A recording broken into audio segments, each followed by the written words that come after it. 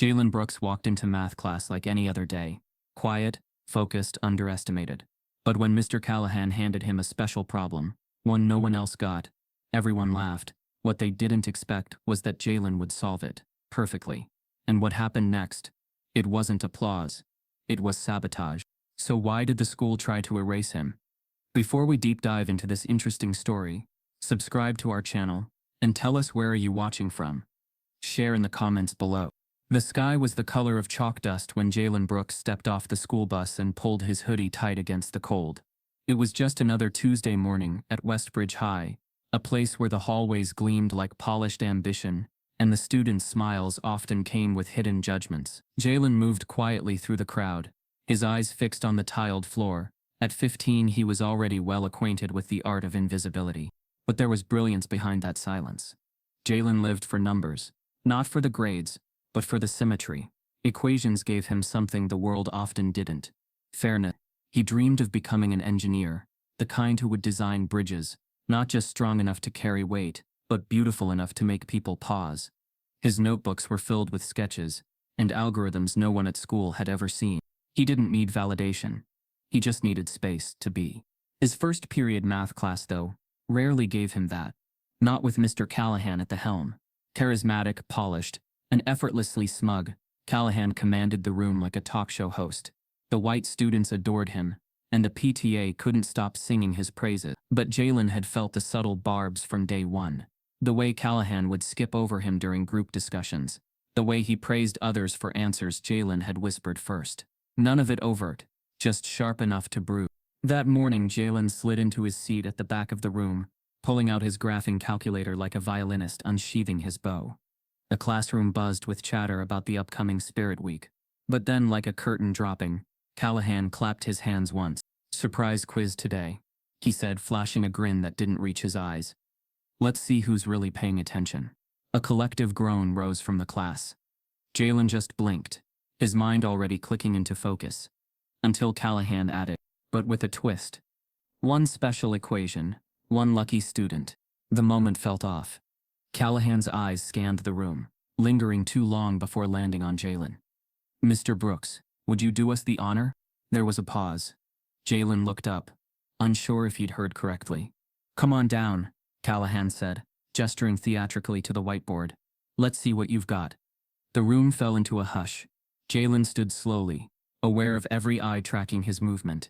He could hear the rustle of papers, the smirk of a boy 2 rows up, the whispered "this should be good" from someone near the window. Callahan scribbled a massive equation on the board, a twisted knot of variables and abstract symbols, more suited to a graduate seminar than a high school quiz. The marker squeaked against the board like a scream held in too long. Jalen froze. It wasn't the math. It was the stage. The trap. He glanced at Callahan, who leaned casually against his desk, arms folded, watching with a mixture of amusement and something darker. It was performance. This wasn't about knowledge. It was about putting Jalen in his place. His hands trembled slightly as he picked up the marker. The numbers blurred for a second before he forced his mind to settle. Deep breath in. The smell of Expo ink. The heat of 28 stares boring into his back. He started to write. The room remained silent, except for the occasional squeak of marker. With each line, his confidence steadied. He wasn't solving this for Callahan. He was solving it for himself. He moved from coefficient to coefficient, isolating variables, simplifying complexity with quiet precision. Some students began to notice. The ones who'd expected him to freeze started leaning forward. Even the ones who hadn't cared now watched with uncertain expressions. 10 minutes later, he capped the marker. Done. No drama. Just math. He turned, expression neutral, and walked back to his seat. Callahan slowly approached the board, scanning the work, then gave a dry chuckle. "Well, that's interesting," he said vaguely. "Class, hand in your quizzes." As papers shuffled and chairs creaked, Jalen walked his quiz to the front. When he placed it on Callahan's desk, the teacher didn't look up, then just loud enough for the front row to hear. Callahan muttered, "Don't worry, no one expected you to get it right anyway." A few students looked away, 1 or 2 smirked. No one said a word.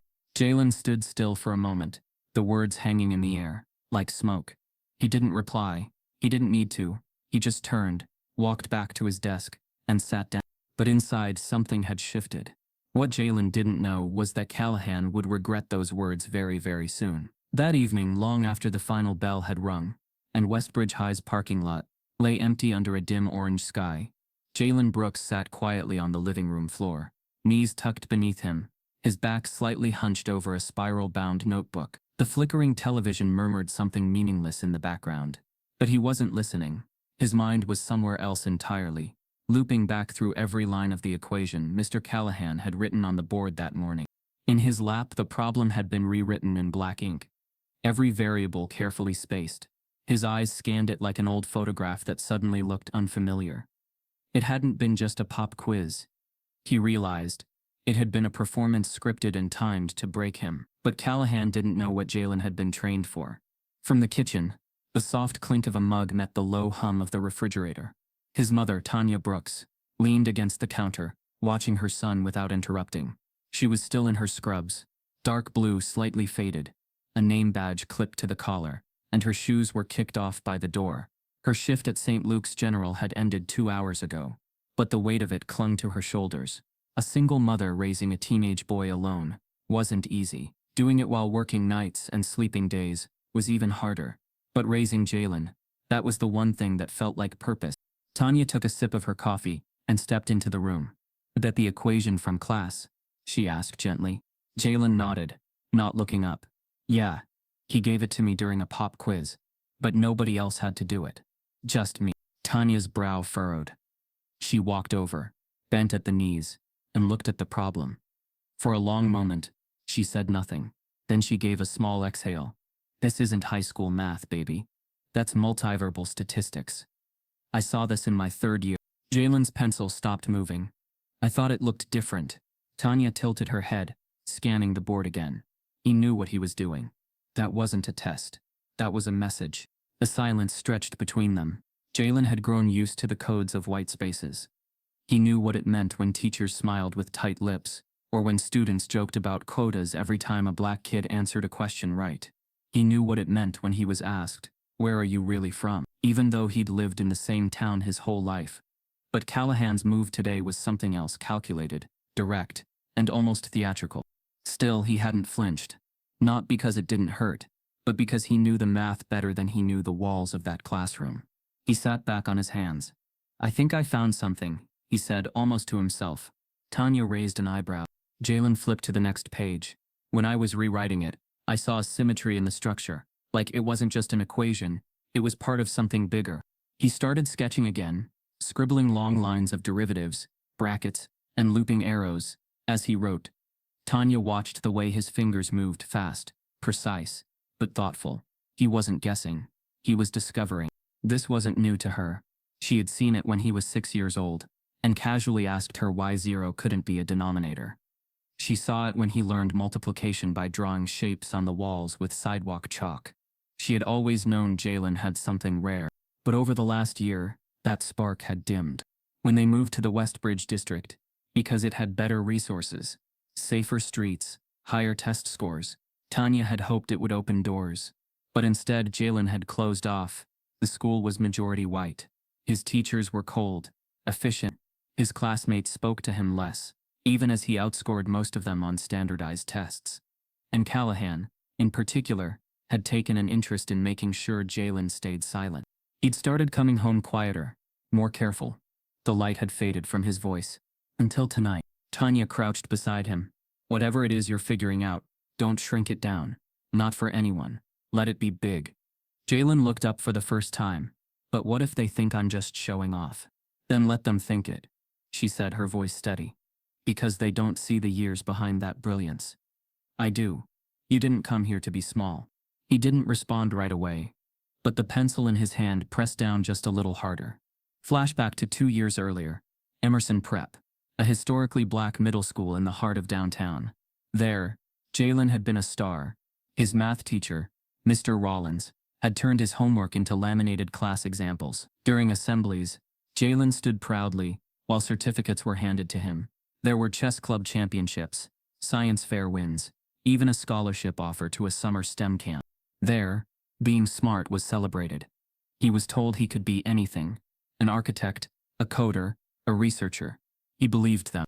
Then came the move. Westbridge High was cleaner, richer, wider. The teachers smiled more, but said less. He was no longer Jalen the genius. He was Jalen the transfer. Jalen the quiet one. Jalen the exception. And soon he learned not to speak up, not to correct, not to win. He had started to lower his hand even when he knew the answer. He'd begun to act unsure in front of peers, to laugh at jokes that made him uncomfortable, anything to not be a target. Because being excellent and black in a white space was dangerous. It didn't make people proud.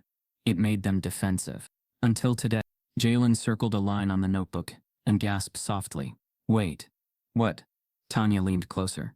I think this isn't just a one-off equation. It's part of a pattern, like a framework. See this? He pointed to the derivative sequence and then drew a function beneath it. It collapses here, but if you run it parallel to the recursive model, it simplifies on both sides. That's not normal. That's structure. Tanya's eyes widened. You're saying he gave you something unsolved. I don't think even he realized it, Jalen whispered. But I just found a shortcut that might be new. He stared down at the paper, stunned. A pause, then a quiet realization. This could be publishable. Tanya felt a chill run up her spine. Baby, are you serious? Jalen nodded slowly. They both sat in silence. It was one thing to solve a difficult problem. It was something else entirely to discover something hidden within it. And Jalen, through sheer instinct and years of suppressed brilliance, had stumbled into that space. He wasn't just solving math. He was creating it. Back in the kitchen, the old laptop buzzed with life. Jalen had left it open, and on the screen was a tab he had opened earlier, a math forum where academics posted unsolved equations, and students sometimes tried their hands. One post sat open, titled Conjecture, Nested Simplification in Recursive Systems. The equation listed, identical to the one Callahan had written on the board, except it had been posted 3 months ago, by someone named. Jalen didn't see it yet, but the screen glowed like a warning. Callahan hadn't written the equation himself. He'd stolen it from an online forum, posted by a university-level scholar, and presented it as a pop quiz meant to embarrass a student he thought would fail. Instead, that student had seen what the poster and maybe even Callahan hadn't. He'd completed it. And now, unknowingly, he was about to step into a realm of attention that neither he nor his teacher was prepared for. In the corner of the room, the TV buzzed louder. A news anchor mentioned something about a local academic conference at Havenridge University, featuring open scholarship contests for students of exceptional potential. Jalen didn't hear it, but Tanya did, and something in her mind clicked. As Jalen flipped to a new page to formalize his solution, the glow of the laptop screen pulsed behind him, revealing the post that would soon unravel everything. The coffee machine in the Westbridge High faculty lounge let out a gurgling sputter, spitting out the last few drops into a chipped ceramic mug. The air in the room carried the usual mix of burnt caffeine, stale powdered creamer, and the low murmur of casual judgment. It was 7:28 a.m., just minutes before the first bell, and the staff had already begun their daily ritual, some hovering around the copy machine, others tucked into the plush chairs near the window, pretending to read emails, all half listening and half performing. At the center of it, wearing his habitual smug grin and tan elbow-patched blazer, was Mr. Callahan. He cradled his mug like a prop, one leg crossed over the other, posture effortless. So get this, he said, loud enough for the room to quiet. Yesterday I throw this ridiculous stats problem on the board, way above anyone's pay grade. Just a random challenge, right? There were a few chuckles. Coach Redman looked up from his phone and grinned. No. You're pulling one of your math magic tricks again? Callahan gave a modest shrug, then leaned forward. So I call on Brooks. Jalen Brooks. A pause. A few teachers exchanged looks. They knew who Jalen was. The quiet black kid in the back, who never caused trouble, who never got in it either. Smart, polite, invisible. Why him? Asked Miss Dillon from Social Studies, sipping tea. Callahan smirked. Because he's been a little too comfortable. Top scores on every test, never says a word. I thought I'd shake the tree a little. Across the room, in a corner near the small fridge, Ms. Parker, a young black English teacher with tightly curled hair and a quiet intensity, froze mid-step. She hadn't meant to eavesdrop, but the mention of Jalen's name made her blood run cold. Callahan continued. So I give him this advanced level problem, Pure statistics, recursive systems. No way he's ever seen anything like it. Whole class is watching. Damn. Redmond chuckled. And Callahan shook his head. Kid actually tries to solve it. Took him a while. I let him sweat up there. But then get this. He finishes it. Dead serious. Writes out some convoluted answer. And just walks back to his seat like it's nothing. A long pause. And? Asked Miss Dillon again. Callahan raised his mug and smiled wider. I told him no one expected him to get it right anyway. Laughter. Quiet, awkward laughter. Some genuine. Some hesitant. Ms. Parker didn't laugh. She stared at her untouched yogurt and felt the acid of fury rise in her throat. It wasn't just the comment, it was the way they all accepted it. The way they brushed it off as banter, as nothing, but she saw what it was. The casual dismissal. The gatekeeping cloaked in humor. Racism not shouted, but whispered between bites of bagels and grades. She stood silently, deciding whether to speak. But she didn't. Not yet. Instead, she walked out of the lounge and headed down the hall toward her classroom. Her heels clicked a little too sharply against the tile. Students were already shuffling into homeroom, laughing, jostling, living in a world that didn't see what had just happened. A storm had passed through the lounge, and no one outside even knew it had rained. Miss Parker sat at her desk, hands trembling slightly, and opened her laptop. If Jalen had really solved that equation, it wasn't luck. It was brilliance, and brilliance like that deserved protection. Meanwhile, in Callahan's room, the morning light poured through the blinds, casting lines across his desk. He unlocked the drawer and pulled out the stack of quizzes from the day before. But one was missing. Jalen's. He searched the pile, flipped pages, checked under binders, inside folders. Nothing. Odd. He distinctly remembered placing it on top.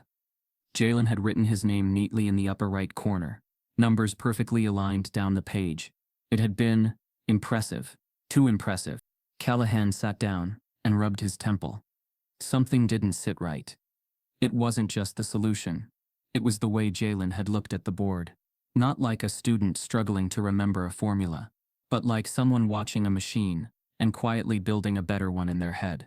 Callahan reached for his laptop and pulled up the forum where he'd originally found the equation. The one he'd copied and modified slightly. It was still there under the anonymous handle mcallahan84. A few replies had trickled in from actual grad students. But now there was a new comment, from a user named JB_Unsolved. In the comment was a solution. Not just a solution, a correction, a breakthrough. It used language Callahan didn't even fully understand. It referenced structural symmetry and recursive collapse. It was clean, elegant, and it had been posted 12 hours ago. His heart stopped. Jalen had found the source and solved it. Callahan leaned back in his chair, suddenly sweating beneath his blazer. If anyone connected that comment to Jalen and back to him, questions would follow. Why had a high school teacher given a grad-level problem to a student during a random quiz? Why was it traced to an account under his name? Why was the student now being mocked for solving it? He felt the first pang of panic. That's when his classroom door creaked open.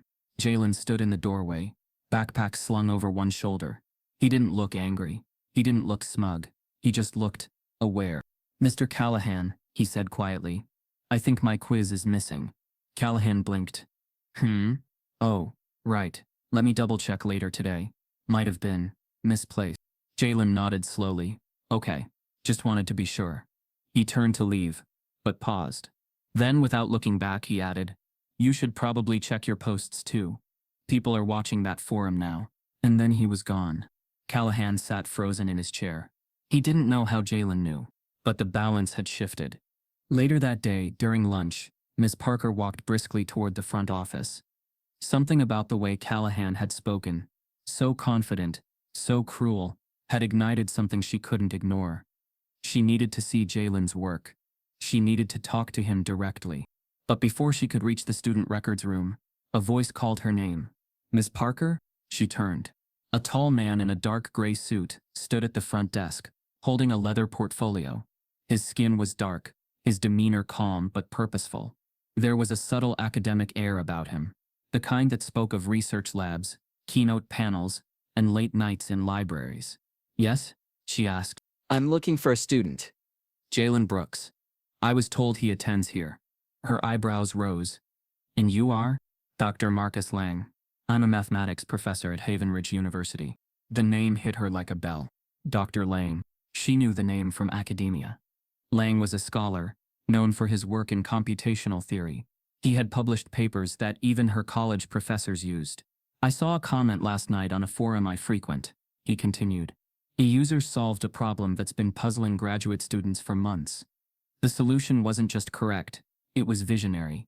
I traced some of the language patterns and posting history back to this school. I called in this morning and was told it may be a student named Jalen Brooks.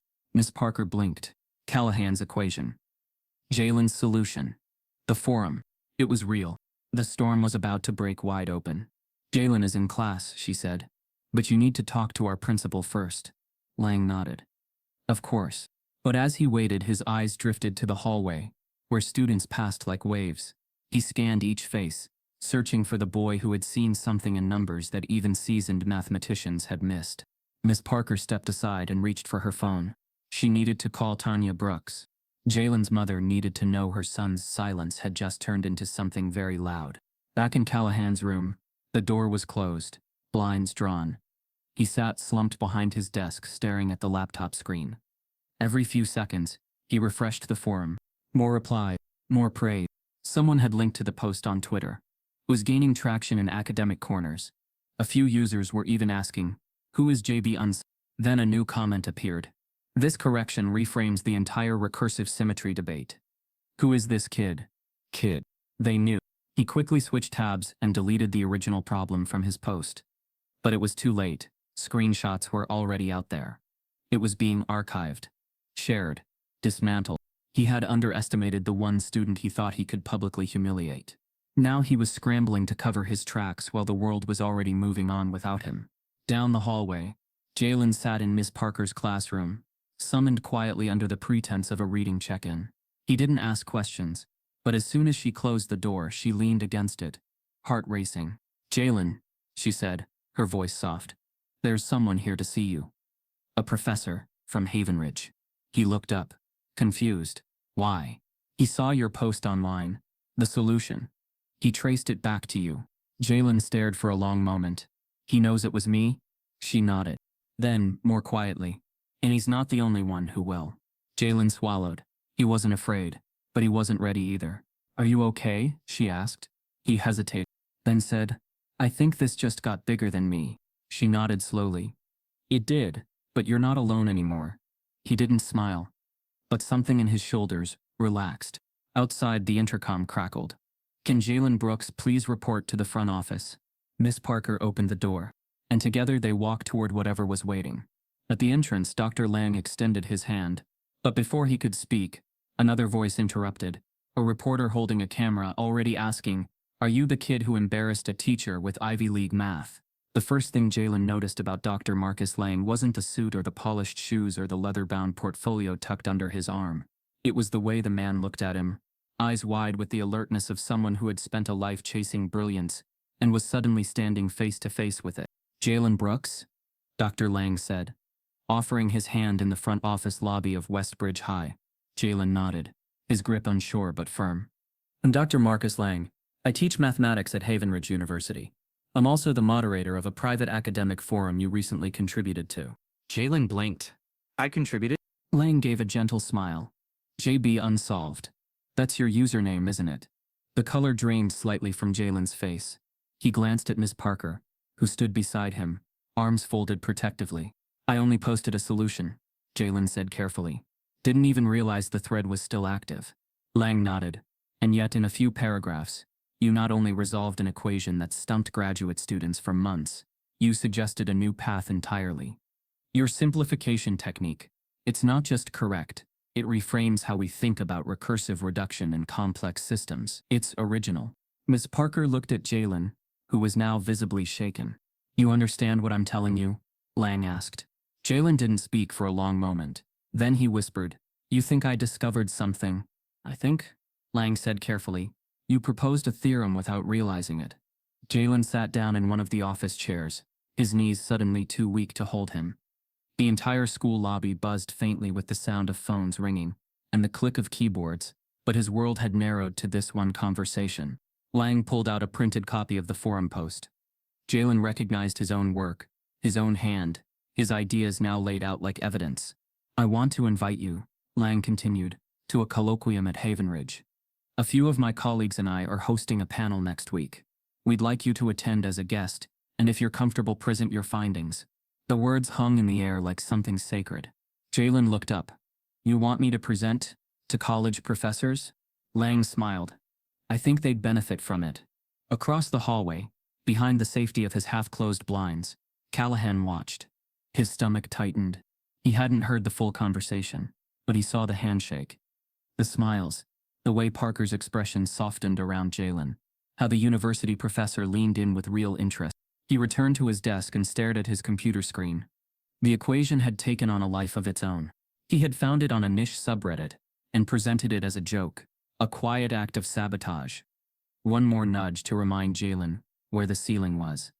But now that equation, lifted from a forum, was making its way into academic circles, dragging Jalen's name along with it. And his own? Absent. Irrelevant. Callahan clenched his jaw. He needed to regain control of the narrative. The next morning, the hallways buzzed with whispers. Did you hear about Jalen? They say he solved a grad-level equation. A college professor came to meet him yesterday. Like an actual one. Students who had never spoken to Jalen were now looking at him differently.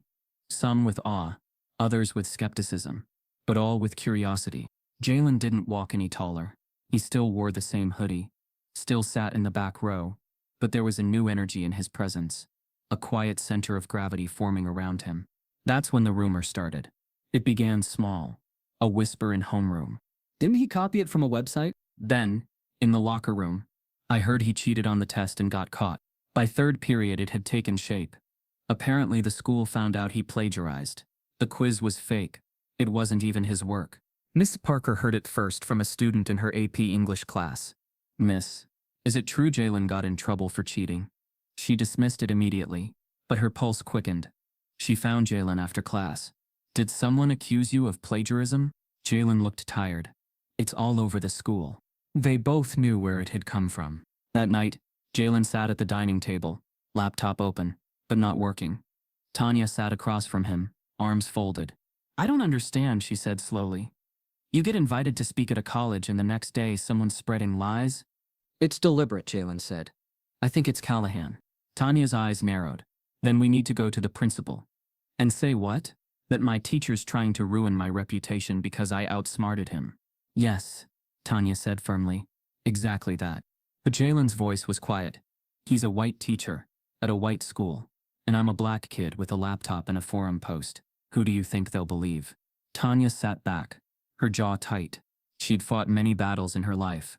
For rent, for respect, for opportunities that others took for granted. But this one felt different. It felt invisible. No loud insults, no slurs. Just the slow, quiet erosion of a reputation.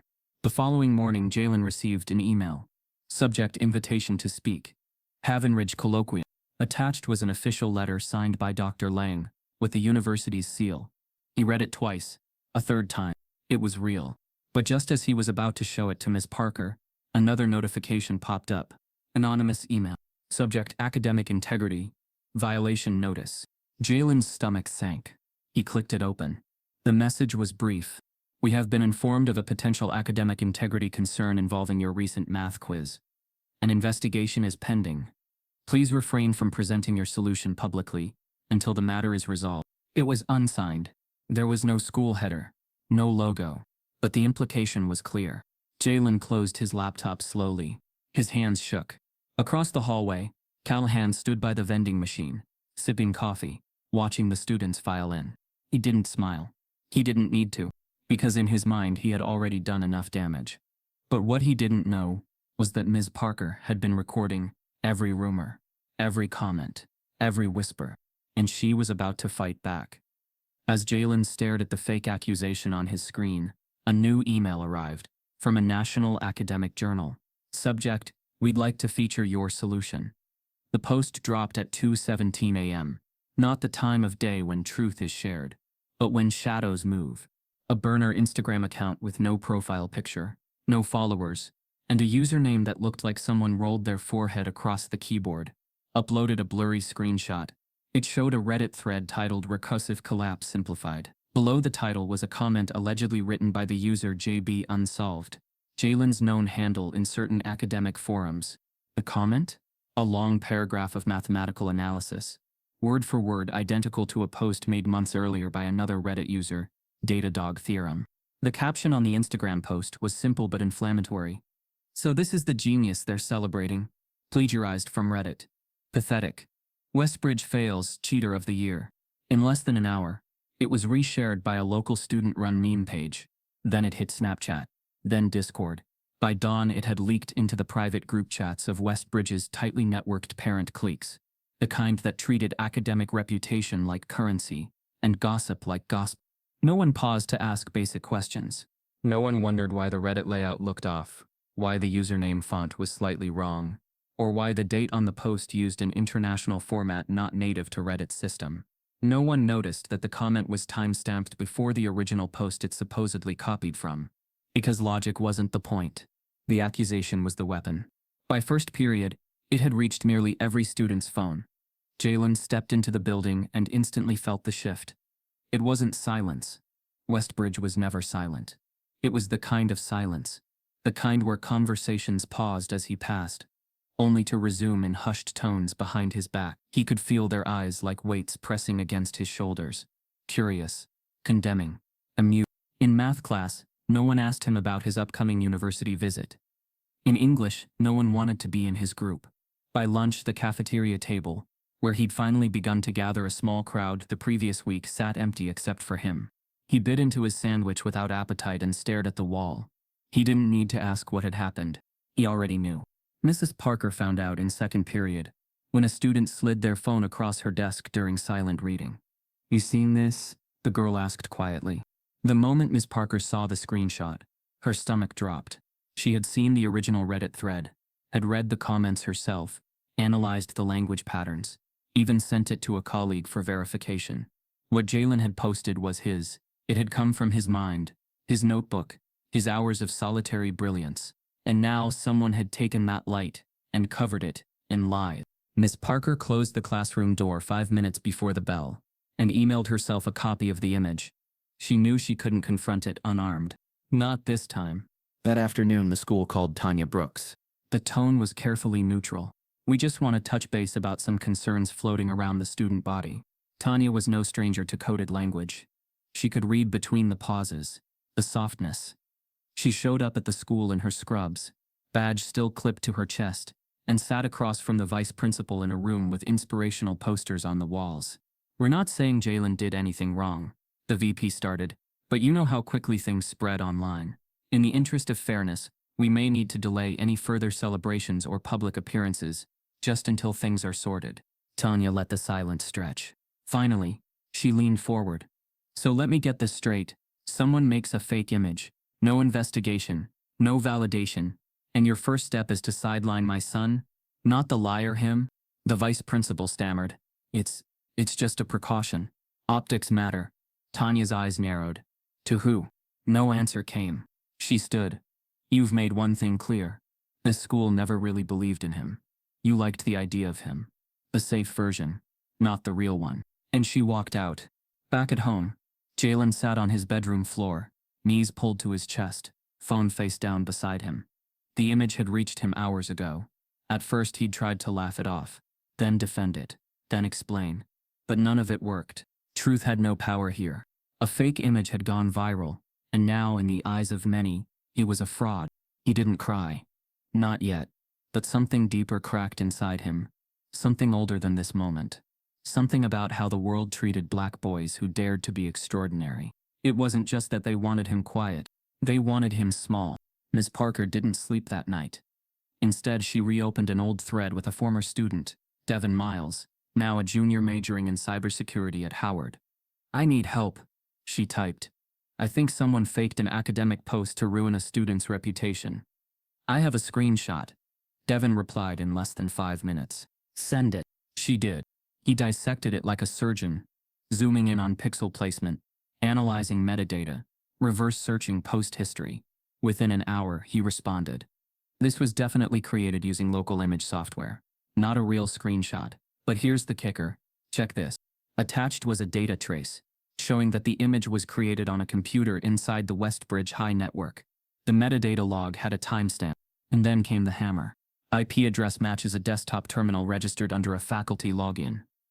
Username trace, T. Callahan. Miss Parker stared at the screen. It was worse than she thought. Not a student prank. Not pure jealousy.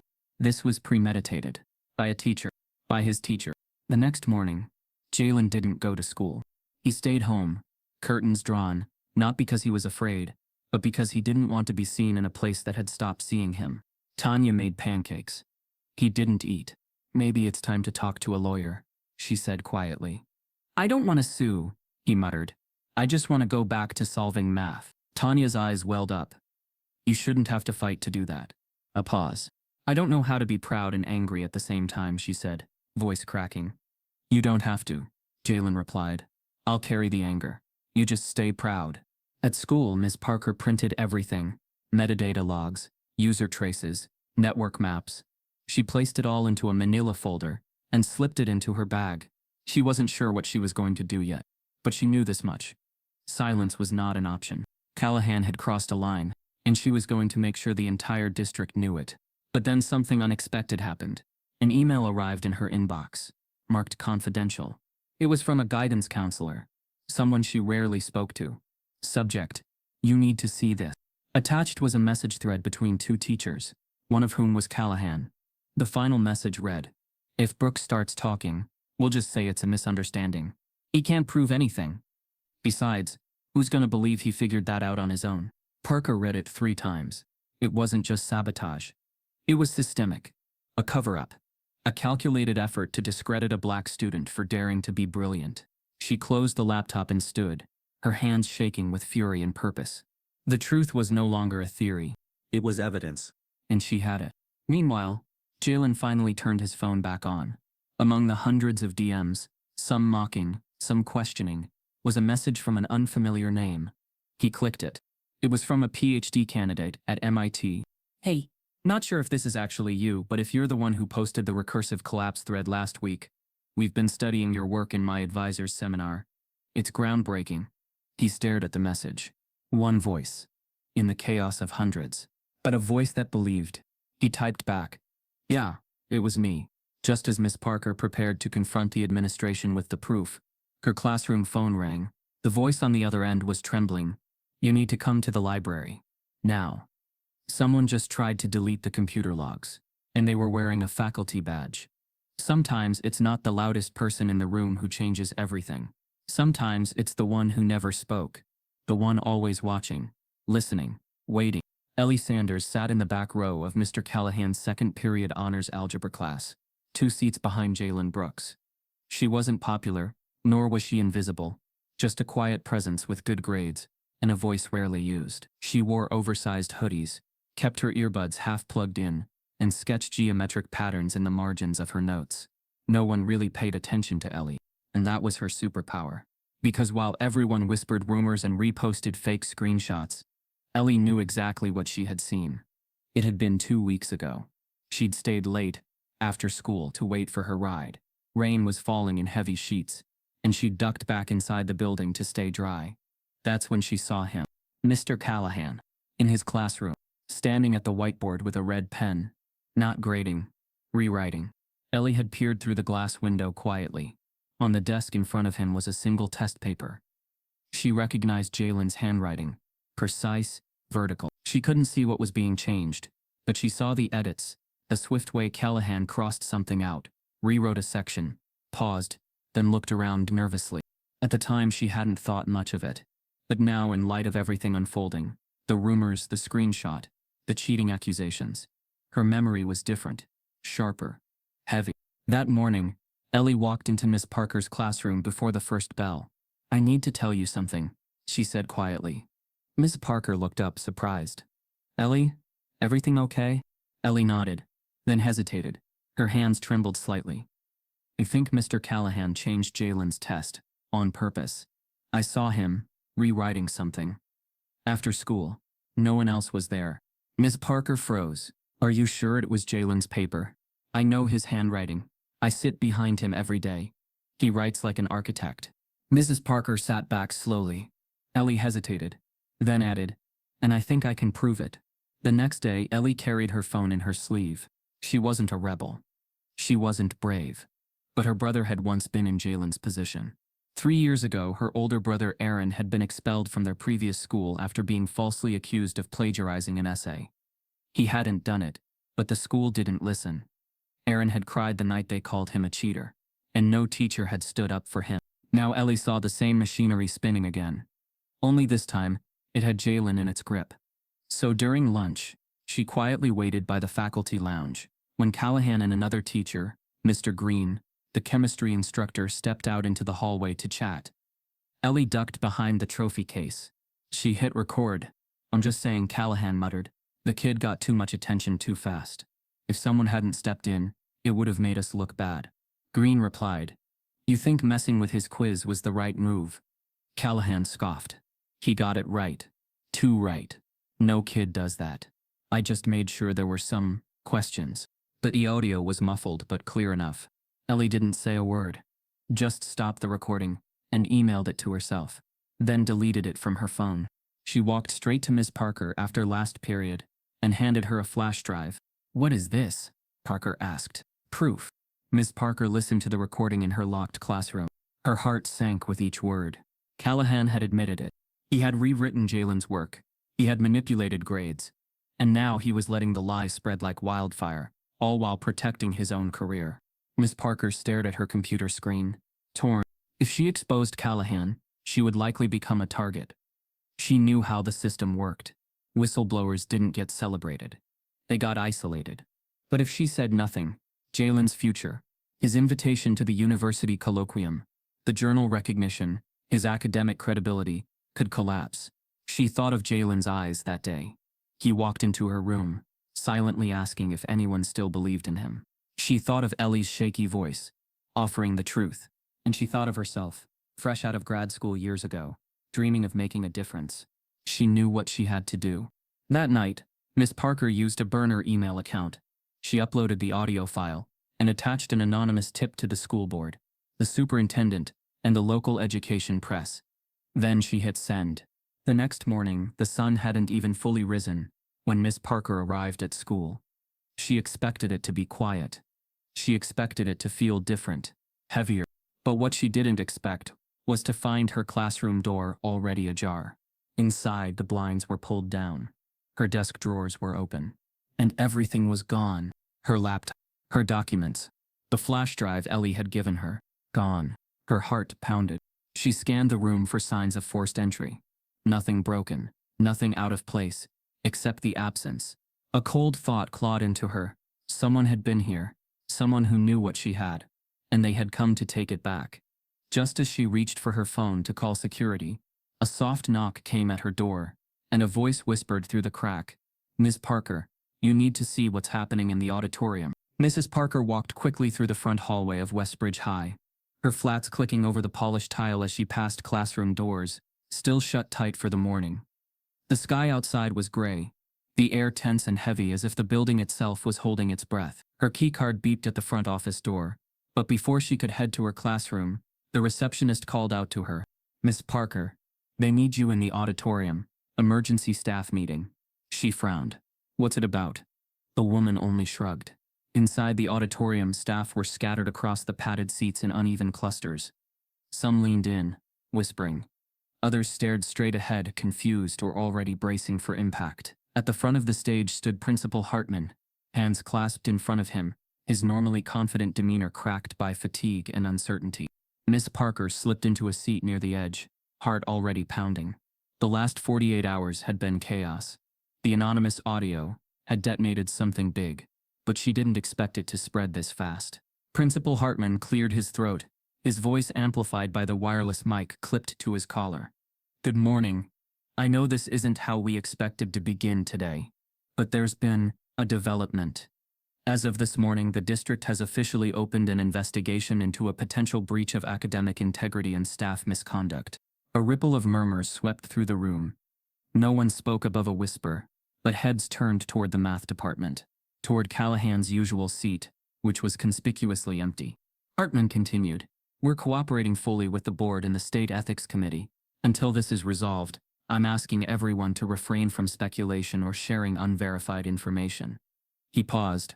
"This is a sensitive situation for everyone." Miss Parker felt the hypocrisy settle on her like a wet coat. They knew. They knew something real had been exposed. But instead of naming the guilty, they were scrambling to protect the institution's name, the school, the funding, the district. She caught a few glances, some sympathetic, others wary. No one had the courage to say it, but many of them had already guessed what she'd done. After the meeting, she made her way backstage and found Hartman speaking with the vice principal. "Can we talk?" she asked, her voice firm. Hartman nodded and led her into a nearby side office. She closed the door behind them. "You got the audio," she said. He didn't pretend not to know. "Yes." "And?" He rubbed his eyes. "And it's serious. More serious than you know. The district's in panic mode. Legal's involved. They're trying to determine what's actionable and what's manageable." Ms. Parker leaned forward. "Are you protecting him?" "No one is protecting anyone," Hartman said tightly. "We're trying to contain this before it becomes a media circus." "It already is a media circus." He paused. "Do you understand the position you've put this school in?" Miss Parker stepped back, stunned. "The position I've put it in? I wasn't the one altering grades and smearing a student. I'm not accusing you, but this isn't about one teacher anymore. This is about public perception, about funding, parent trust, lawsuits." "Then you'd better start aligning yourself with the truth," she said, voice trembling. Because in that moment, she realized they weren't rushing to fix what was broken. They were racing to patch the cracks before anyone noticed how deep they ran. Meanwhile, across town, Jalen sat on his bedroom floor with his laptop open, fingers hovering over the keyboard but unmoving. The walls around him were quiet, except for the distant hum of the dishwasher. Tanya had left for work an hour ago, giving him space, but he wasn't sure what to do with it. He wasn't afraid anymore. He was tired. Tired of the rumors. Tired of the silence. Tired of wondering who still believed in him. A notification buzzed on the screen. "Anonymous. They're coming after your recommendation letters next." He stared at it, frozen. His stomach turned. His letters, Dr. Lang, Miss Parker, even one from a scholarship committee, were essential for college. If someone was trying to sabotage them, this was more than reputation. This was future. He clicked the sender's profile. Blank. No posts. No followers. Then, another message appeared. "You don't know me, but I know what's happening, and I can help." Before he could reply, a third message came through. "Meet me at the east stairwell. Lunchtime. You'll know who I am." Jalen hesitated. It could be a trap. It could be another student looking for drama. But something about the language, the way the words were chosen carefully, made him trust it. Or maybe he just didn't have anything left to lose. At lunchtime, Jalen slipped into the east stairwell, heart pounding. The halls were nearly empty, the buzz of cafeteria conversation distant behind the steel doors. He waited, and then someone emerged from the shadows near the second-floor landing. It was a boy, tall, thin, pale, with wire-framed glasses and a nervous energy. "Name's Connor," he said. "We've never talked, but I sit 2 rows behind you in English." Jalen blinked. "Why are you messaging me?" "Because I know what they're doing," Connor said. "And I've been watching it happen for years." "You're just the first one fighting back," Connor explained. His sister had gone to Westbridge before him. She was brilliant, quiet, black. She'd been accused of grade inflation by a teacher who didn't believe her scores were real. She ended up transferring schools. The family never talked about it again. "I saw what they did to her," he said. "And now I'm seeing it happen to you. They're trying to rewrite your story before it finishes, but you can take the pen back." Jalen narrowed his eyes. "How?" Connor pulled out a USB stick. "I've been screen recording the student portal logs. Callahan accessed your grade history last week. It's not part of his assigned caseload anymore. He tried to open your transcript file, but failed the security check." Jalen stared. "You're serious?" Connor nodded. "And I can get more, if you're willing to make it public." Jalen didn't answer right away, but something deep in his chest stirred. The kind of fire you feel when you stop surviving and start deciding. He took the drive. Back in the front office, Miss Parker was called over the intercom. "Miss Parker, please report to the conference room." Immediately, she walked down the hall, heart tight. Inside the room, the lights were dim. A closed-door meeting was clearly underway. Superintendent Wexler sat at the head of the table, his expression unreadable. And next to him, Mr. Callahan. calm, smiling. And in his hand, a flash drive, the same model she'd used, the same color. Her breath caught in her throat. Callahan looked at her and tilted his head slightly, as if daring her to react. She looked to Wexler. What is this? Wexler gestured to the seat.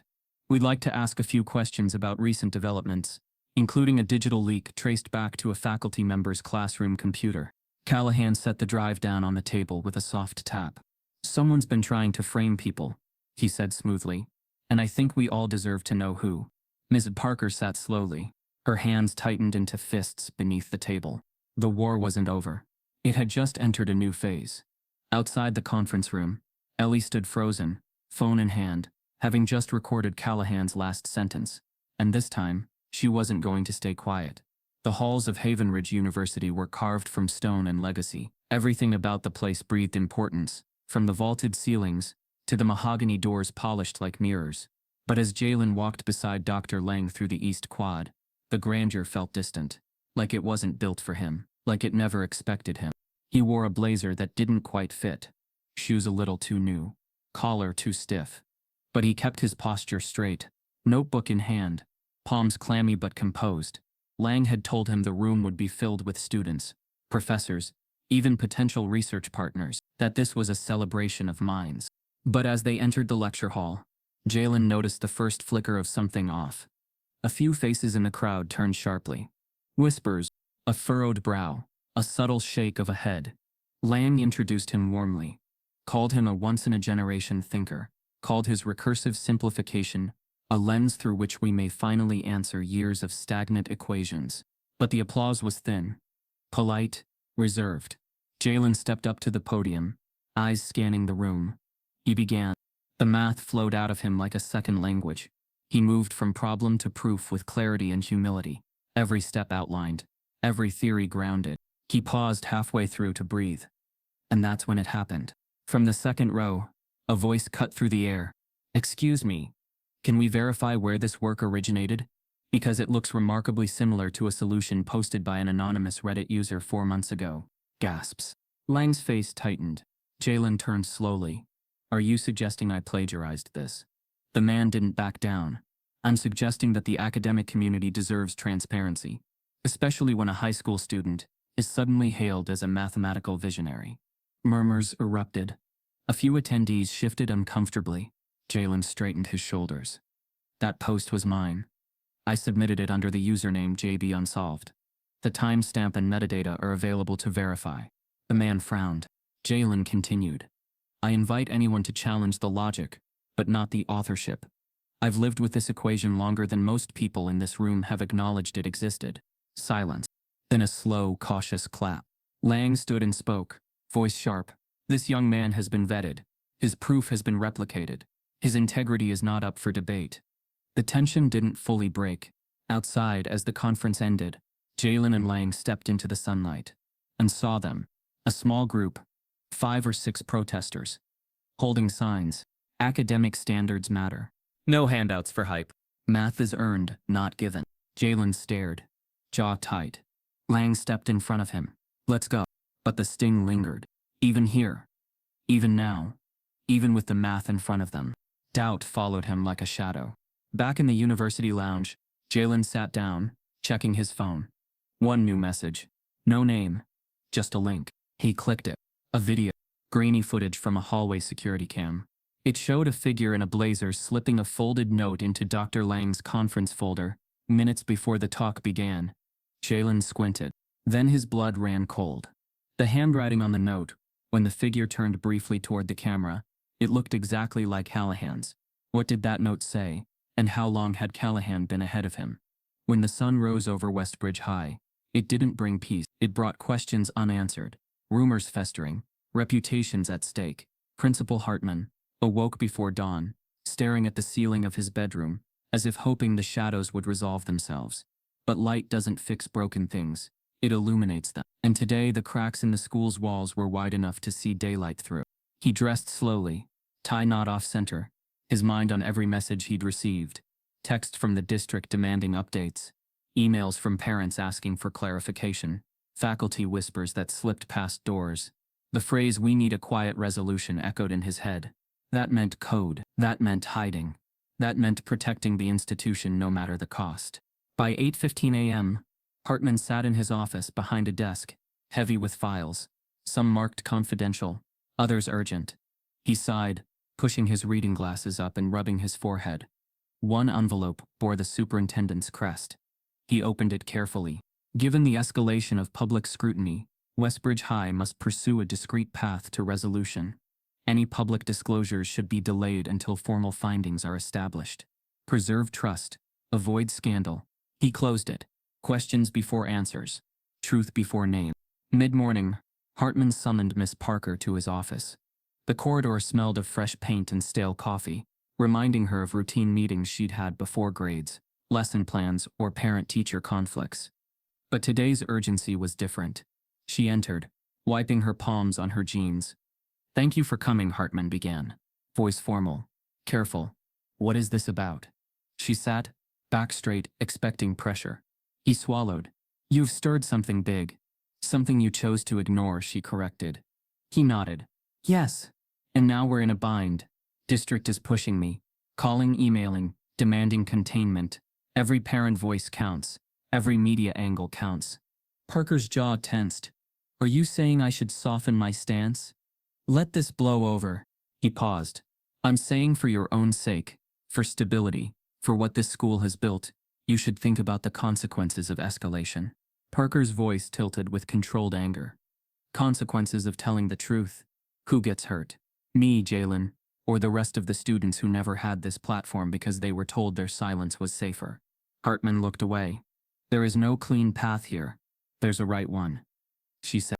Meanwhile, in a small side office, Callahan sat with Hartman, both men pacing like boxers before the match.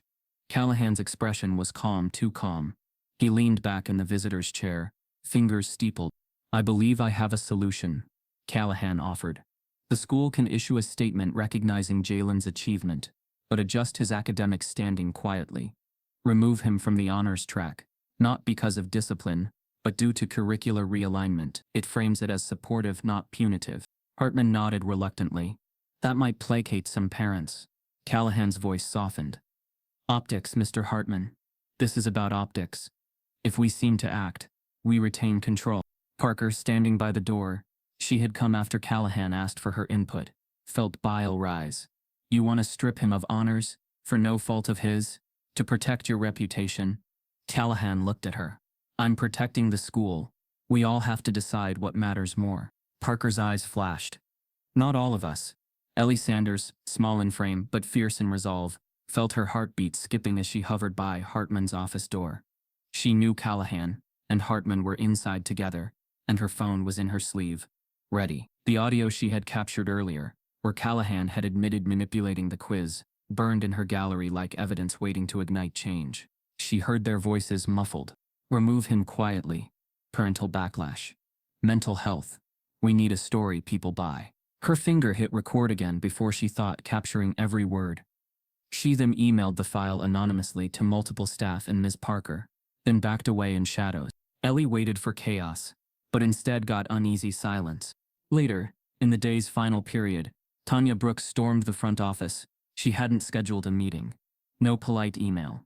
She walked in, shaking slightly, strength built over sleepless nights. "Principal Hartman," she said, voice unwavering. "We need to talk." He stood. "Mrs. Brooks." "Of course." She followed him into his cluttered office. Pictures of students, trophies, academic awards. They felt empty today. "My son has lost nearly everything," Tanya began. "His dignity, his reputation. And now you want to remove his honors status. Spin it as concern for his mental health." Hartman's face registered discomfort. "It's not your decision alone. There are powers at play." "What powers protect cruelty?" Tanya asked. "Your reputation? The school's image? Is that more important than what you promised him when you accepted him? Equal chance? Respect?" Hartman's voice cracked with the tension. "I want the school to survive this." "No," Tanya said, leaning forward. "I want you to survive this with your integrity intact. Because if you lose your reputation, At least you have your truth. She turned and left the room before Hartman could respond. That evening, the staff lounge was suffused with low lighting and heavy hearts. Teachers gathered near a table of half-eaten cookies and lukewarm coffee, phones in hands, eyes darting to one another as they shared the leaked recording from Ellie. Some grimaced, some whispered. Miss Parker stood by the windows, watching the trees shake in wind outside, wishing she could shake something loose inside this system. She heard murmurs. We knew. You should have spoken. Why didn't I help sooner? Callahan was nowhere visible. Hartman entered, shoulders hunched. He avoided eye contact. Then, as the clock struck 6, every teacher and every student received the same email. Subject: surveillance footage, computer lab. Attached a still image from the school's surveillance cameras. The time stamped 8:54 p.m., 3 weeks ago. The image showed Callahan seated behind a bank of lab computers, one monitor glowing, a hand near the keyboard transforming data, altering records. Caption: This is the night the fake Reddit post was made. Phones lit up. Teachers gasped. Students in study hall looked up. Parker stared at the image, the lab layout, the monitor, Callahan's silhouette. Everything aligned with what she had suspected. But there was a twist neither Tanya nor Miss Parker nor Ellie expected. A second email followed from the district surveillance department. After full review, the timestamp on the footage has been determined by independent IT analysis to be misaligned by exactly 90 minutes due to daylight saving change error. As such, the video cannot be confirmed to show the date in question. It may show Callahan in the lab, but not at the time the fake post was created. The board recommends cautious interpretation. Shock rippled through the staff lounge. Some faces fell, some sighed, some angered. The twist undercut the revelation. Hartman rose from his seat. Silence. Miss Parker felt her heart drop. It seemed the institution was trying to manufacture doubt. Callahan's classroom door, down the hallway, swung open slowly. His empty desk chair rotated slightly. On it, an unsigned resignation letter, resting not flat but leaning. The paper's edges curled. No name, no signature, just effective immediate. Parker's throat clogged. Who had written it? Was it Callahan's choice? Forced? A setup? Outside the school, Ellie stood near the entrance, trembling hands still holding her phone. She had captured everything. She'd preserved the truth. But truth, she realized, didn't always translate into justice. Jalen arrived, walking up the steps slowly, backpack slung, eyes red from no sleep. He saw the surveillance image on someone's phone, then the retraction email, then the resignation note. Lang's earlier words echoed, "You are not alone." But in the swirl of media and school memos, Jalen felt more alone than ever. As the school's intercom crackled to life, every voice in the building froze. All students, please go immediately to the gymnasium for an assembly. And standing behind the podium when the students filed in, was Marcus Lang. What if the truth goes viral? But still no one listens. Jalen's phone buzzed non-stop all day. Every notification was like a small hammer against his ribs. Some heavy, some sharp, some just noise. He tried to focus in class, but his mind wandered. The video of Callahan in the computer lab. The hashtags. The chatter online. It was growing faster than he had ever imagined. It had started the night before, when someone posted the surveillance image.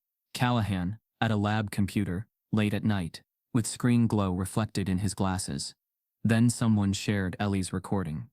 Then the anonymous email from the district trying to discredit the timestamp. Then before sunrise, the truth had slipped out. By midday, justice for Jalen was trending across his city. By late afternoon, it was in local news teasers. National media outlets picked it up. Some praised Jalen, some spun it. But very few simply believed. In the teacher's lounge, Miss Parker watched Twitter threads split in two. One side, support, outrage, pleas for accountability. How many more students suffer in silence? We see you, Jalen. Those posts lit her heart. The other, doubt, disbelief, old tropes. Teachers' code broken. Whistleblowers always cause drama. Is this kid even eligible for honors? Those posts were like splinters, small cuts that festered. She felt exposed, but resolute. She had the recordings, the metadata, the video stills. Evidence no one could reasonably deny without looking like they were choosing denial. But she also knew proof didn't always erase prejudice. Social media aggregated the content in powerful ways. Short clips from the video, edited memes, graphics with Callahan's silhouette behind the lab desk, side by side with Jalen's name. Hashtags shot up, justice for Jalen, Callahan exposed, systemic silence. The district's official handle posted a muted statement. We are aware of recent allegations. Investigation in progress. But silence is a statement too. Some media outlets, though, began to twist the narrative. They published op-eds with headlines like "Whistleblower Teacher Breaks School Code" or "Teen Student Accused of Manipulating School Politics." One local channel ran a segment interviewing parents who said they felt betrayed by the administration. Others questioned Ms. Parker's motivations. Was she defending a student or advancing her own agenda? It stung. The framing was changing. The story was no longer about the violation. It was about everything else: procedure, politics, reputation. Jalen saw it in class.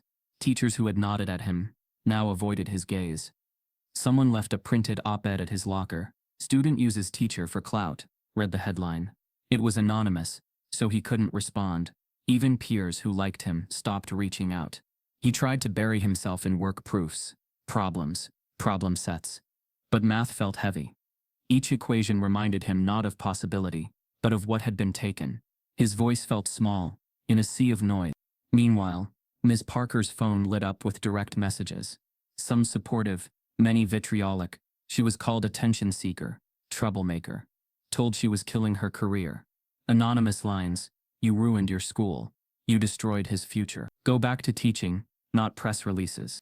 Her hands shook. Her resolve was tested. But when she thought of Jalen's face, yearning for dry tears, jaw tight, she held on tighter. In the teachers' forum online, some colleagues quietly messaged encouragement. Others asked if it was time to retract their letters of recommendation for him, in case of backlash. Some said, "Be careful." Others said, "I believe you." Alumni began to organize.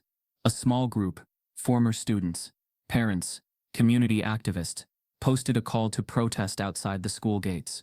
They made signs: "Facts over fear. Let truth stand. Callahan accountable." Video clips of their planning leaked on TikTok and Instagram. Some students from neighboring schools showed solidarity. Westbridge is not alone. The protest was scheduled for the afternoon after school. Word spread fast. Teachers, students, parents. A chance to be seen, to be heard. The school administration responded by canceling after-school activities. The principal's email went out. "In light of recent events, and out of concern for students' safety, tomorrow's athletics, clubs and protests are postponed." Some saw it as safety. Others saw suppression. News crews started to crowd near Westbridge's gates. Cameras, microphones, lights, block after block. People with signs assembled. Some parents wore blue ribbons. Some held pencils. Some just stood, quiet, angry. Jalen and Tanya stood a few paces from each other. She put a hand on his shoulder. He didn't speak. The sign in his hand wavered. Then the email started. He had been accepted to several colleges months ago. Letters arrived by email or mail, but in the midst of all this chaos, some began to disappear. Not a lot. One or two first, then more. "Error, file not found. We're reviewing your application because of an integrity concern. Hold pending decision." At first he thought it was mistake. Then Tanya thought it might be sabotage. Ms. Parker discovered the letters missing when Jalen forwarded her an email from a college admissions portal. "Your last recommendation has arrived," and then another. "Days later, we must pause your application due to pending integrity review." They weren't all from the same school. Not the same system. Some were still marked accepted, but said under review. Others vanished altogether without notice. Some colleges said they never received transcripts. Others said recommendation letters were lost in technical error. Jalen stared at the screen. Late into the night. Official acceptance. Unofficial revocation. Opaque statuses. The phone notifications kept coming. Some offering support. Others offering criticism. One message: "Better to walk away." Tanya sat beside him. "They want you to give up," she said softly. He looked at her. He nodded. "Maybe. But then what?" Mrs. Parker stayed up too. Her desk lit by her laptop, drink cold beside her, notes and printouts strewn. She drafted an open letter to the press, to the school board. She debated whether to attach the video, the audio, the metadata logs. She knew once published, it would be irreversible. Her phone buzzed. It was Dr. Lang. Heard about the acceptance issues, he said. Let me try to make some calls tomorrow. See what I can uncover. Jalen nodded even though Lang wasn't in the room. I believe in you, Lang said. This won't be over until your work stands where it deserves. The night was restless. Jalen tried to sleep, dreamed of whiteboards, of equations dancing in fluorescent light, woke to the same fear that his future was being erased, not by one teacher or one rumor, but by institutions. At dawn, Jalen checked his email and saw this subject line: urgent missing application materials, final review deadline approaching. As he opened it, there was one message he was not ready to see. We regret to inform you your recommendation letters are no longer on file. The worst betrayal often happens in silence among people in power. Word traveled fast through Westbridge High, like a virus. After the surveillance image and the leaked audio, the administration felt the tremor in the community. What once could be whispered in corners was now shouted across social media, demanding accountability. But not by the administration, not yet. In a windowless boardroom at the district's headquarters, several board members, legal advisors, and the superintendent gathered in hushed tones. A single long table surrounded by prudent chairs, legal pads full of notes, phones muted. The air smelled of polished wood and regret. No press, no students, no parents, just power deciding what to show and what to bury. Principal Hartman sat near the center, flanked by district legal counsel and a few quiet board members. Miss Parker was present, summoned reluctantly, as though her physical presence might lend weight to the proceedings, but also serve as a target. She sat straight-backed, notebook open, pen ready. On the other side of the room was Callahan. He looked composed, relaxed, against the tension, one hand playing with a coffee cup, the other placed casually on his thigh. His voice was calm when he spoke, but Miss Parker could smell the tension coiled beneath every syllable. Superintendent Wexler cleared his throat. We're here to assess the situation, he began. We have allegations of academic misconduct, tampered evidence, false accusations spread, reputation damaged. We must determine what action to take, both to protect the district and the individuals involved. A legal advisor cleared her throat. We are aware that Miss Parker's audio recording implicates Mr. Callahan in grade modification. We have surveillance imagery with questionable timestamps. We also have public outcry, student protests, media tension. Board member Simmons, older, his face lined. But how much of this is provable? How much is rumor? If we fire Mr. Callahan, or suspend him, we open the district to lawsuits. If we reassign him quietly, we may calm things but not satisfy the community. Miss Parker's heart stung. Reassign Jalen? Reassign the student who had done the work? Or worse, reassign the whistleblower? She swallowed. Callahan leaned forward. I propose we reassign Jalen from the honors track. Hand off his recent projects to committee review. A joint diagnostic exam. This could be framed as due process. Everybody wins. Hartman frowned. You're suggesting we sideline him? Penalize the student? Callahan shrugged. Not penalize. Adjust. Protect the district. Maintain academic integrity and public trust. The room went silent. As if on cue, Miss Parker spoke, voice steady. So once again we punish the one harmed, rather than holding the harm-doer accountable. A board member shifted uncomfortably. Then came the leak. Legal counsel had obtained the audio Miss Parker recorded with Ellie's help. It was being played. Speakers turned toward a small speaker, mounted to the ceiling. Callahan's voice. He got attention too fast. If we don't contain this, it'll become a political headache. The room stiffened.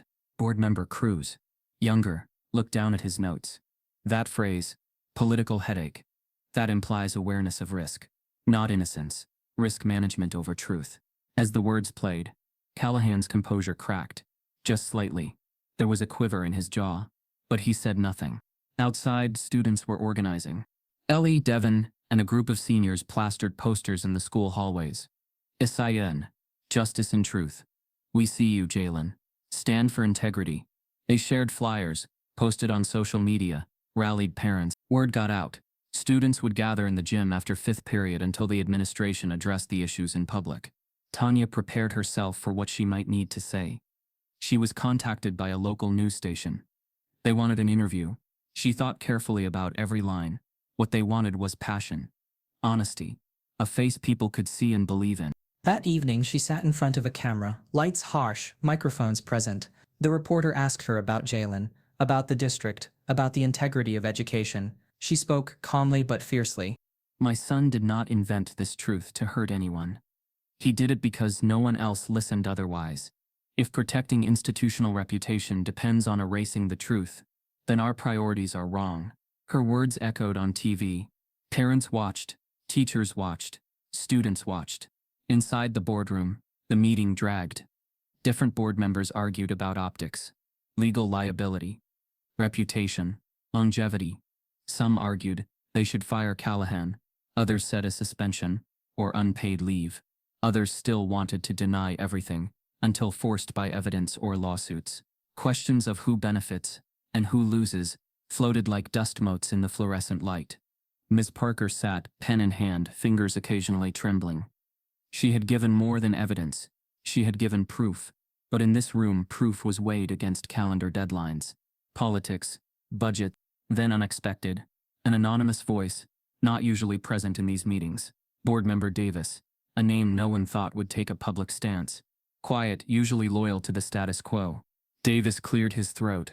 With all due respect, he said, this situation has already been judged.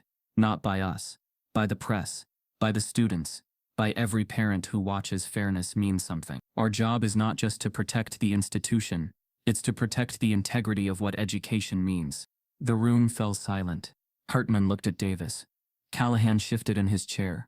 Davis continued, I'm recommending that we terminate Mr. Callahan's contract. And I believe we should also formally restore Jalen to the honors track. Clear his record entirely. Issue a public apology. Anything less will be seen as complicity. Gasps. Murmurs. Some board members looked shocked. Legal advisors' eyes widened. Callahan opened his mouth. Callahan, termination?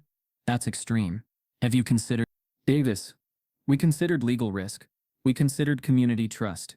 We considered academic stewardship. That is what I think we should do.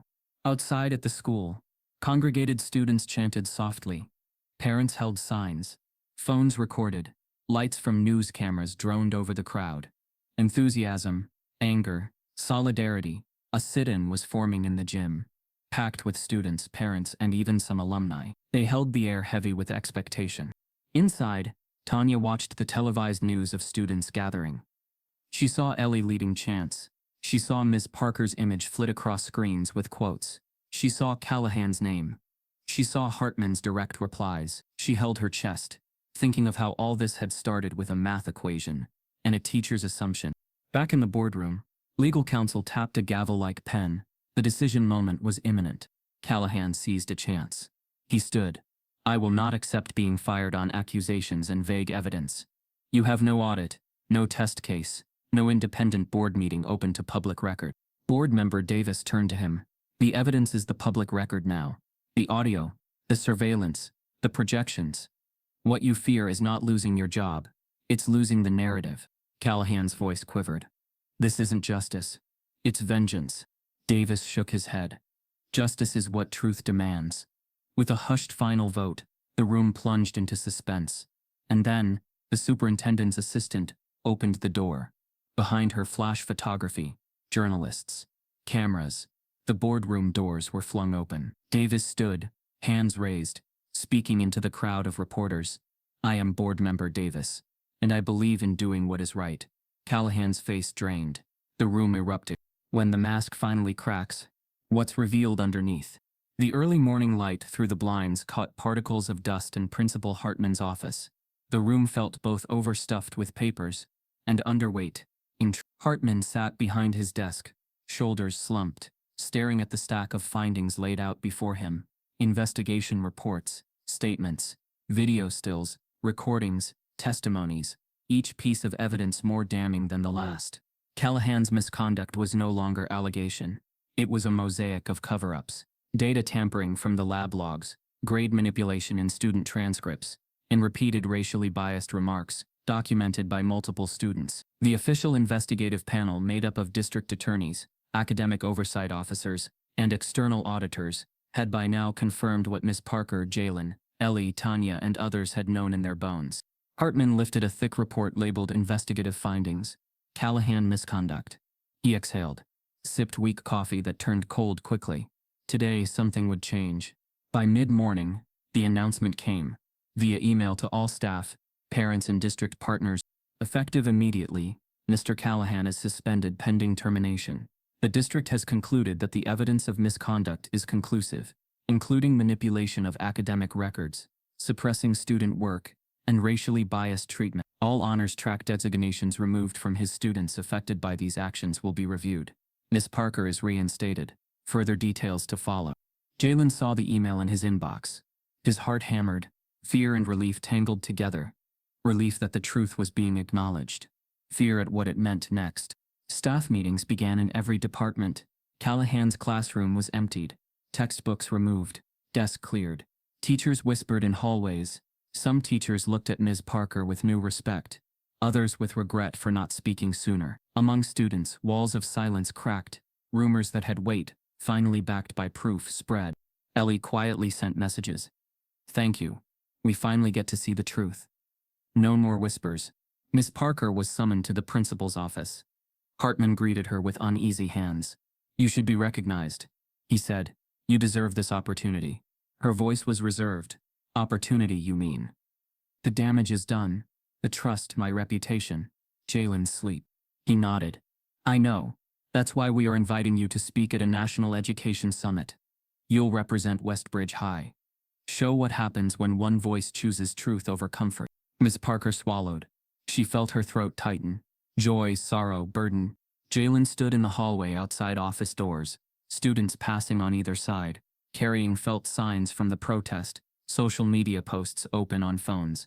He felt their eyes on him, some supportive, some still doubtful, lingering in old whispers. He confronted Hartman quietly. "Are you going to fix what's been done? All of it?" Hartman sighed. "Everything we can. Grades restored. Public apology. Honors restored. But some things, some moments can't be unwritten." Jalen nodded, bitterness in his chest. He understood. In the days following, media outlets covered the suspension with mixed tone. Local news ran Callahan suspended after racial bias uncovered at Westbridge. Some praised the administration. Some criticized the delay. Some op-eds called Ms. Parker a hero. Others painted Callahan as victim of reverse discrimination, asking whether his intent had been misinterpreted. Callahan, during a rare recorded phone interview through his attorney, framed himself as unfairly targeted. "I acted in error," he said, "but not out of racial malintent. I served this school for years. I was trying to protect its standards."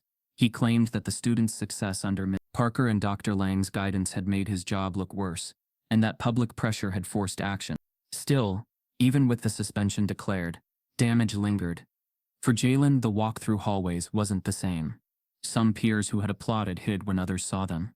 Teachers who looked upward at him now glared, sometimes from across the room. The weight of what had been spread about him, though proved false, had changed something about how he was seen. At night he lay awake hearing echoes, rumors, doubts, voices that believed the lies. His heart longed for reduce, but the silence around him was heavier than before. Miss Parker, preparing for the national summit, worked late into the night, compiling her speech.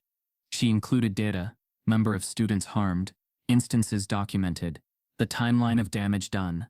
She wanted justice that means something tangible, not just a headline or trending hashtag. Tanya helped reviewing drafts, correcting misquoted facts, making sure nothing could be twisted again. They were careful, bitterly wise now. Amid all this, a bitter and unexpected twist emerged. In Callahan's office, during the clearance, someone found a notebook, hidden in a locked drawer. It was leather-bound, old, worn, handwriting neat, clinical. It wasn't entered into the evidence at first. It was overlooked during initial searches, because it was small, discreet. Miss Parker was shown the notebook by district investigators. They opened it in her presence. Inside, dozens of entries, notes on students, observations on performance, lists of names. Most names were black students. Raise flag, monitor closely, needs validation, too loud, unusually quiet but sharp, each followed by critiques, suggestions to keep in line. Limit praise, don't let catch potential public recognition, note shift in grades. It was not just about Jalen. Many others had been under a silent regime of suspicion and containment. That notebook, Callahan's private registry of who he thought threatened the image, who he thought needed correction rather than encouragement, was the clearest, coldest proof of racist intent. Callahan, when confronted with the notebook, did not deny writing it. He said it was for notes, for student management. He claimed it was misinterpreted. But the entries were too many, too consistent, patterns too clear. And most importantly, the notebook was discovered by district attorneys who confirmed its authenticity. The suspension turned into a pending termination. Jalen, attending school that day, saw the notice posted in the main hallway. Callahan suspended, investigation complete, administrative actions underway. Some students cheered quietly, others walked past with blank faces. Some teachers clapped softly behind closed doors. Mrs. Parker met him by the lockers. She hugged him not because it fixed everything, but because it acknowledged the truth. But outside, in the public sphere, the fight had become messier. Callahan threatened legal action. His attorneys sent letters to the district, claiming defamation. They demanded retraction from publications. They accused Miss Parker of violating teacher-student confidentiality and of influencing public opinion unfairly. Some media outlets ran stories focusing on Callahan's grievances, loss of reputation, claims that his family had been smeared, that his career was ruined. Public attention split again. Some saw the justice in the decision. Others felt it was victimizing a teacher. At the summit, Miss Parker stood in front of educators, policymakers, journalists. Her voice shook in the first moments, but grew strong. She spoke not just about one student or one teacher, but about the culture that had allowed suppression, favoritism, institutional silence. She called for transparent processes, student protections, regular audits, community oversight. When she finished, the applause was long, but in her heart she knew, applause was not the same as repair. Jalen watched from the crowd. Dr. Lang stood beside Miss Parker. Tanya in the front row. Ellie holding a sign, truth over silence. The night before, a college's admissions portal showed him accepted, honors restored. Another still listed pending. Another said simply, application under review. Even victories came with caveats. Late that evening, a district attorney called Miss Parker with news. They had a new warrant to search Callahan's home, and in his bathroom drawer, alongside personal effects, they discovered another notebook, one that Callahan had never recorded in school files. It contained voice memos, audio entries, documenting his real intent, naming his own fears, and revealing plans he made to suppress students well before Jalen's rise. The attorney's voice trembled as he said, "This one really changes everything." Jalen dragged himself into school the next Monday through the front doors of Westbridge High, backpack heavy with notebooks, his chest heavy with uncertainty. The hallway smelled like old lockers and sanitized floors. Normality, he thought, but everything had shifted. Apologies had been offered. Whispers had stopped to some degree, but the air still carried weight. Not all had forgiven. Not all had forgotten. At his locker, 3 students, 2 he recognized, 1 he didn't, stepped up. The tall one extended his hand. "Hey Jalen, I'm sorry. I should have believed you sooner." The others nodded. He shook the hand, and the apology felt like paper thin, wanting. He managed a small thank you. He wanted to believe them. He wanted to believe things might be better. But trust, once broken, doesn't mend overnight. Meanwhile, Ellie walked through the cafeteria, tray in hand. Some peers stared. Some avoided her. A few murmured, louder than she thought possible. Still, as her friends from English class rallied to sit beside her, she felt something unexpected: pride. She had traded comfort for truth. It cost her friendships and popularity, but in that price, she felt less invisible and more real. Miss Parker sat in the teacher's lounge during her planning period, reading an email from a university recruiter she had been in touch with weeks earlier. They offered her a position in the education department, an opportunity to teach policy, to shape schooling at scale. It was tempting. It promised distance from daily battles, distance from the smell of stale injustice. Yet Westbridge had become more than her workplace. It was the soil where she dared to believe change was possible, even imperfect change. She closed her laptop, a small ache inside her. She thought of the students she'd taught, who didn't get this fight, those who were silenced, discouraged, overlooked. She thought, do I stay and continue this messy, sorrowful work, or go somewhere safer? At home, Tanya watched Jalen. The two of them shared dinner in quiet. Tanya placed her fork down.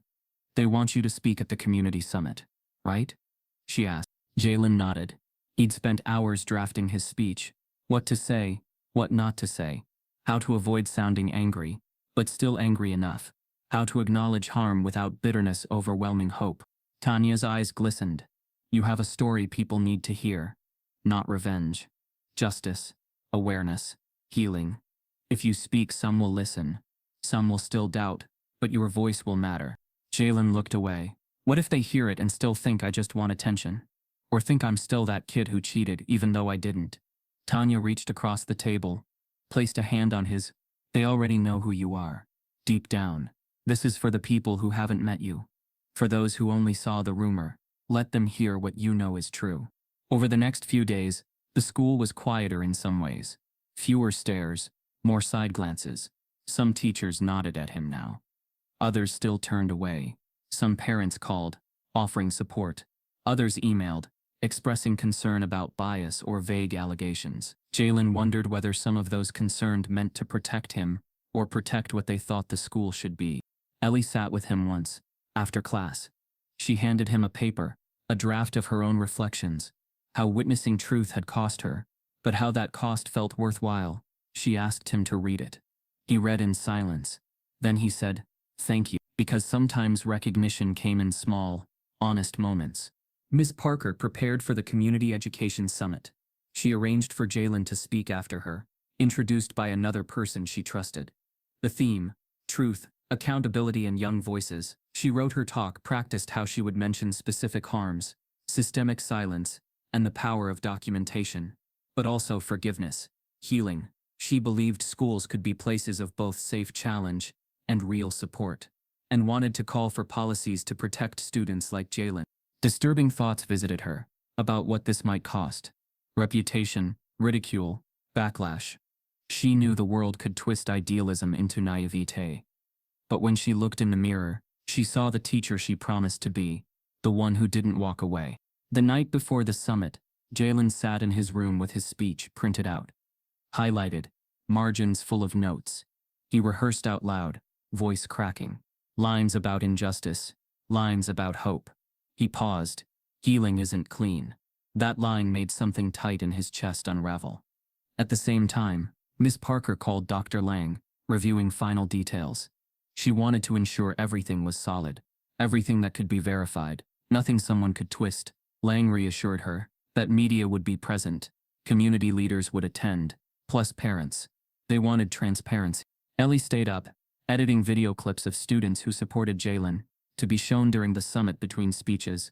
Clip of apology, clip of solidarity, clip of questions raised. The morning of the summit arrived like a quiet tension. Jalen wore his best shirt, a buttoned collar. Not too formal. He looked at himself in the mirror, fist at his side, steady breath.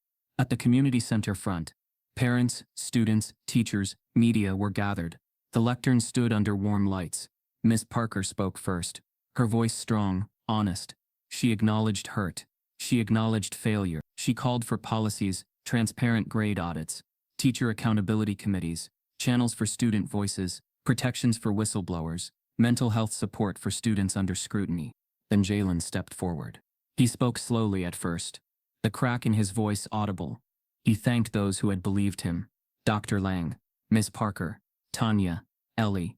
He spoke of equations, of numbers, but more of humanity, of trust broken, of moments lost, of courage, the courage to believe a problem could be fixed, not just exposed. He didn't seek revenge. He sought truth. He sought that no other student, black or not, would face what he had faced. The audience was still, tears, applause, some skeptical faces, some nodding heads, some swallowed words. As he concluded, he closed with, "I didn't invent this problem, I just solved it. But the real equation is this: justice, pause, truth, courage, change." He stepped back. The applause rattled the room, soft at first, then stronger. But even in that moment, he felt weight, because he knew applause didn't change everything. It didn't fix mistrust. It didn't erase rumors that lingered. It didn't heal the nights he couldn't sleep hearing echoes of disbelief. After the speech, as people mingled, news crews took interviews. Tanya hugged Miss Parker. Ellie took pictures. Dr. Lang talked to reporters. Jalen answered questions. Many praised him. Some asked about allegations. Some asked about what next. He said, "We keep work. We don't stop here." But in the midst of gratitude, an unexpected message popped up on his phone, from a number he didn't recognize. He hesitated, and then opened it. "You weren't the first. You won't be the last." He stared. Swallowed. His heart jolted. He looked around. At Ms. Parker. At Ellie. At Tanya. At people who believed him. He wondered. Who else? How many others had walked this path silently? What would happen when their stories joined with his?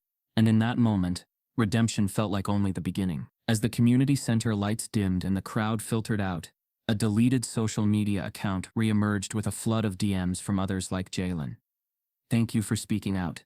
This is my story too. I'm scared, but you make me believe." And among them, a tag from an account that claimed to represent dozens of students across the county who'd suffered similar invisibility. Jalen checked the name and froze. Sometimes one voice breaks open everything others were too afraid to say.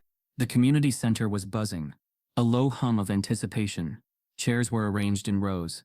The stage was set with a simple podium bearing the school and district logos. Microphones were lined up like sentinels. Lights warmed the platform. Parents, students, teachers, reporters, and even some local officials filled the room. Outside, journalists positioned cameras, people posted stories, phones streaming. Jalen stood backstage, his speech folded in his hand. He felt a tremor in his gut. Not fear, but something raw, urgent. The weight of every rumor, every public whisper, every late-night fear, all of it coalesced in this moment. This was more than a speech.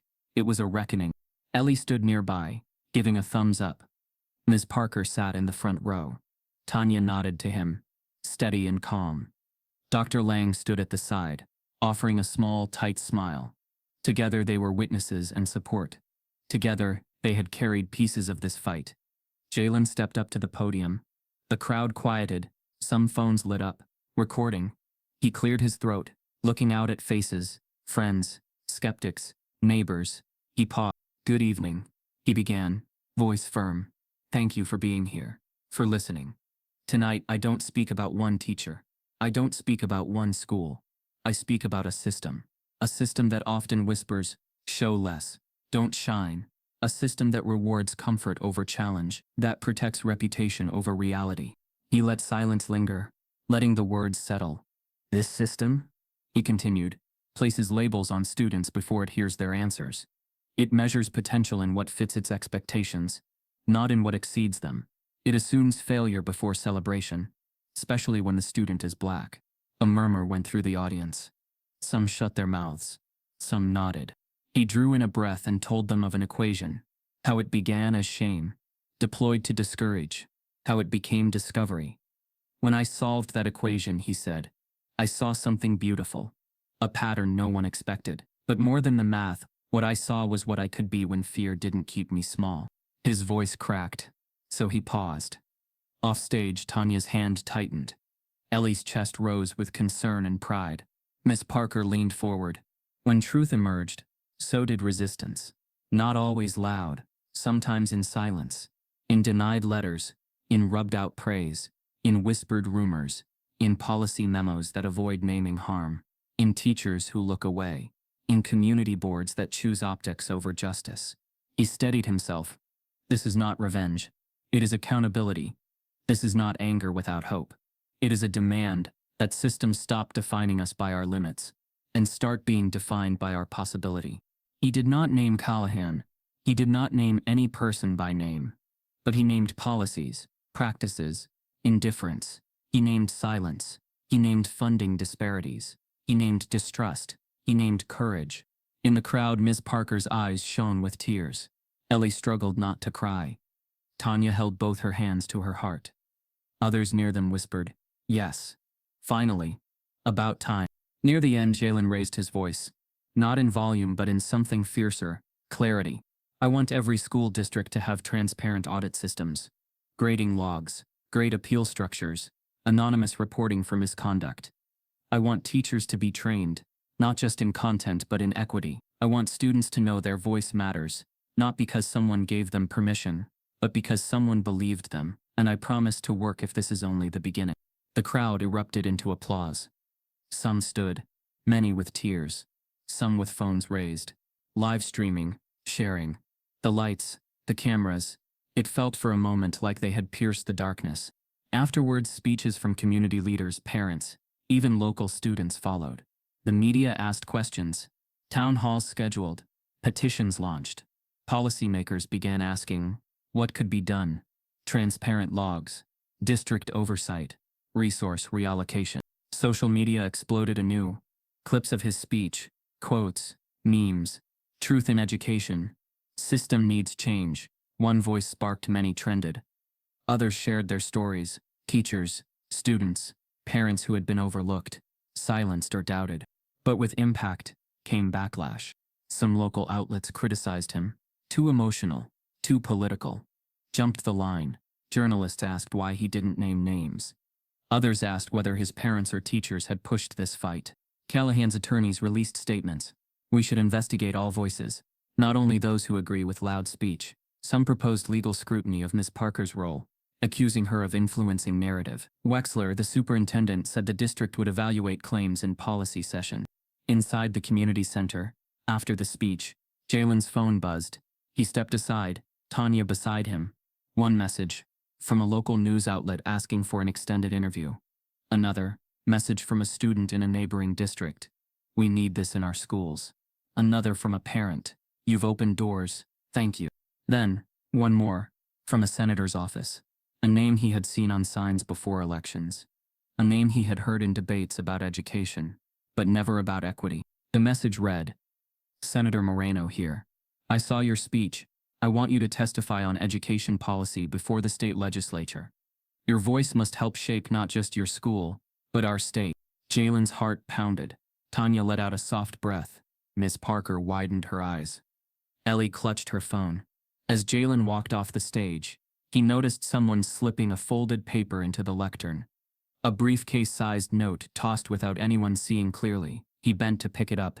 Handwriting inside matched what was in Callahan's notebooks. On top, know your place. They tried to define him with a lie, but he rewrote the equation himself.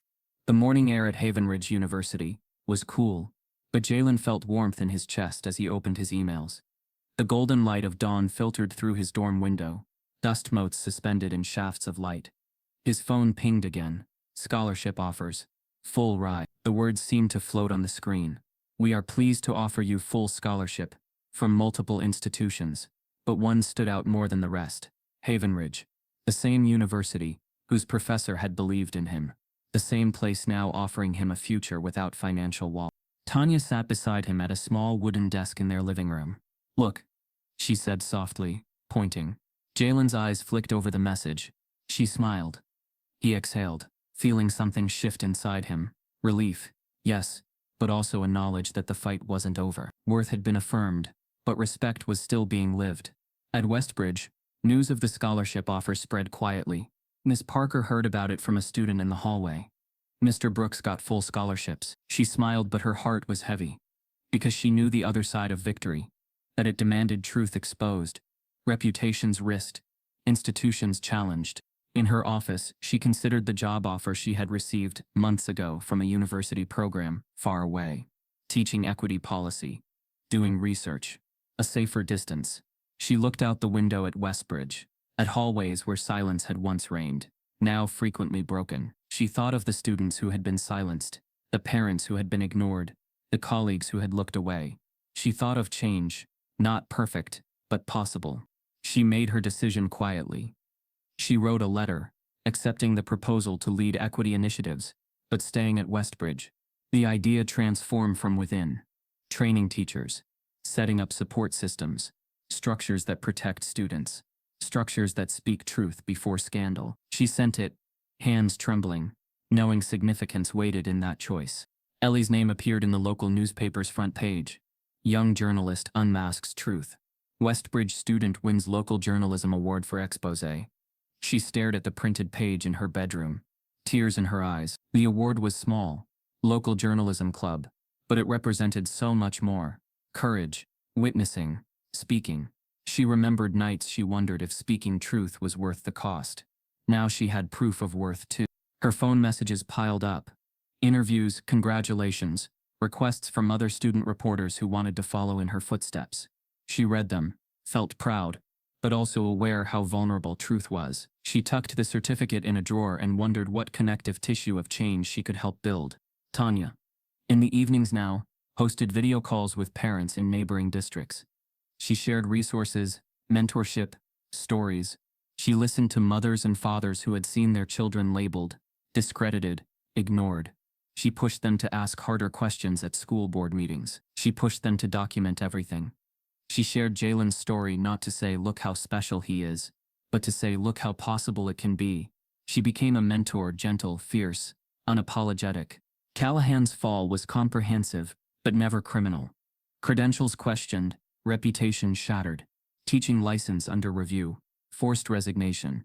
A public statement issued by the district: Mr. Callahan's actions have violated standards of professional, racial, and academic ethics. He is no longer employed. Existing misconduct reports will prevent re-employment in any accredited public school within the district. No legal charges were filed, because proving criminal intent was complicated, not because wrong was absent. Some rumors persisted. Of legal suits. Of sympathy among those who thought he was wronged. But most of his former patrons, parents, academic colleagues, community leaders, stepped back.